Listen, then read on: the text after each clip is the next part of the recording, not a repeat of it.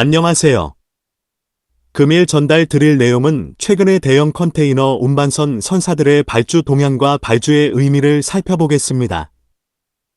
2021년부터 2022년까지 컨테이너 운임비는 각국 항구 정체 등의 이유로 폭등하여 컨테이너 선사들은 많은 수익을 거두게 되었습니다.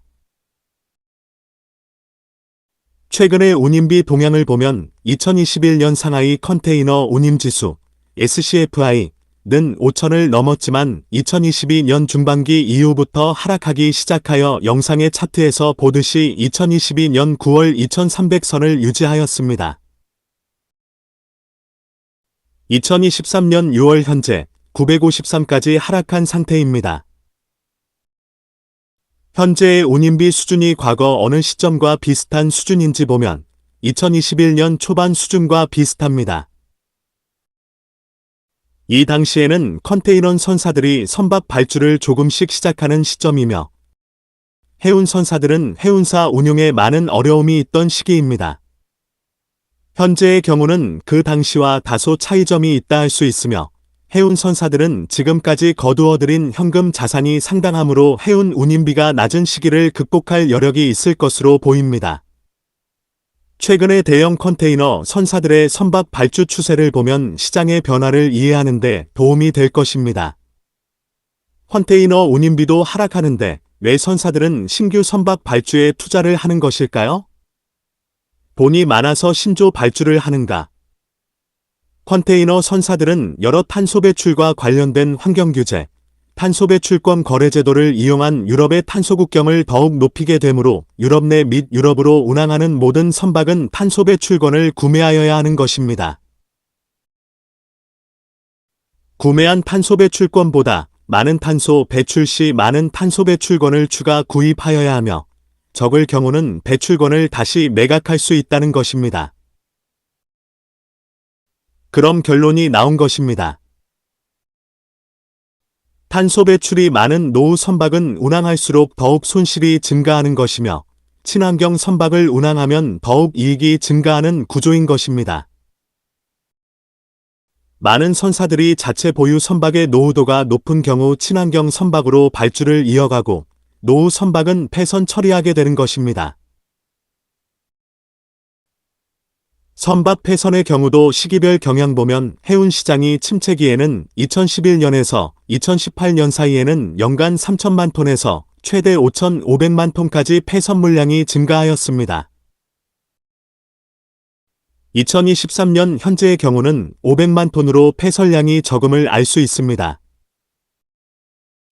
컨테이너 시장력, 전이 견고하게 유지, 탱커, LNG 시장 하락, 벌크선도 일정 부분 유지하고 있는 상태이며 하지만 세계 경기가 침체기로 접어들면서 전 세계 해운 물동량이 줄어들게 되면 선박의 수요도 감소하면서 선박 폐선 물량은 서서히 증가하게 될 것입니다.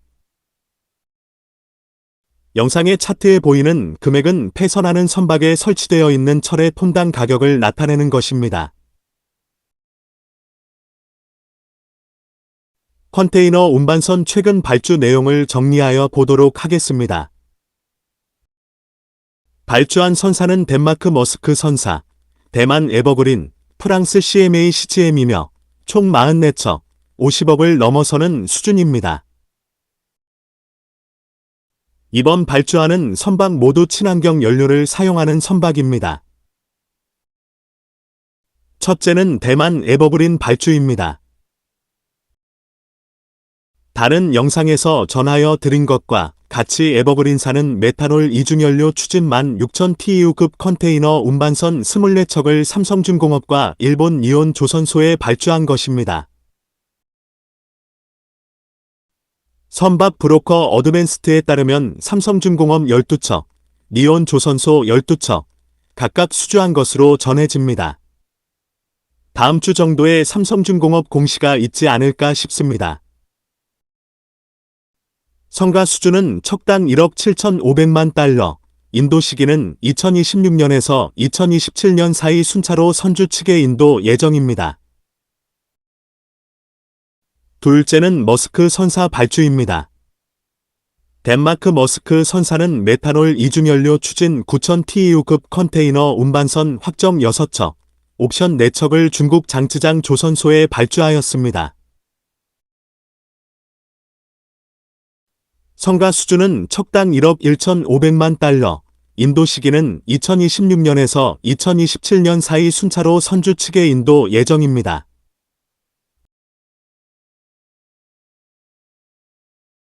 셋째는 프랑스 선사 CMA CGM입니다. CMA CGM 선사는 다른 선사와 다르게 LNG 이중연료 추진 24,000TEU급 컨테이너 운반선 확정 10척을 중국 장쯔장 조선소에 발주하였습니다. 성가 수주는 척당 2억 4천만 달러, 인도 시기는 2026년까지 순차로 선주 측에 인도 예정입니다. 마지막으로 스위스 선사 MSC사는 LNG 이중연료 추진 8,000TEU급 컨테이너 운반선 8척을 발주하기 위하여 한국, 중국 조선소와 협상 중인 상황을 전하여 드린 바 있습니다. 지금까지 선박 발주, 조선소 수주 상황을 보면 선박, 해양 산업의 슈퍼사이클은 이미 시작된 것으로 이해하여도 무방할 것으로 생각합니다. 조선 3사의 성가 수주에 있어 저가 수주 환경은 사라진 것입니다. 왜냐하면 대우조선해양이 하나오션으로 새롭게 출발하면서 회사의 수주 기조는 분명 바뀐 것으로 보입니다. 대우조선해양 시절에는 회사가 생존하기 위하여 선박 수주 물량을 도크 채우면서 시장 상황이 어려운 시기에는 낮은 성가 수준으로도 선박을 수주하였을 가능성도 있었을 수도 있습니다. 지금은 한화라는 큰 울타리에 들어오면서 선박을 수주함에 있어 저가 수준을 할 이유가 사라진 것입니다. 또한 선박의 수주 상황이 2027년까지 거의 채우고 있기 때문에 이 같은 수주 경쟁의 필요성이 없을 수도 있는 것입니다. 조선 3사가 수주에 있어 크게 경쟁을 하지 않는 한 성가는 고가로 유지될 것으로 보이며 친환경 선박으로 전환하려는 선주 및 LNG 선사들만 선박 발주 도크 확보를 위하여 높은 성가를 지불하면서 선박을 발주하고 있는 것입니다. 또한 한국조선소의 건조 슬롯이 부족하여 중국조선소까지 선박 발주가 이어지는 것입니다. 조선소의 슈퍼사이클과 함께 관련 기자재 업체들의 슈퍼사이클도 함께 시작된 것입니다.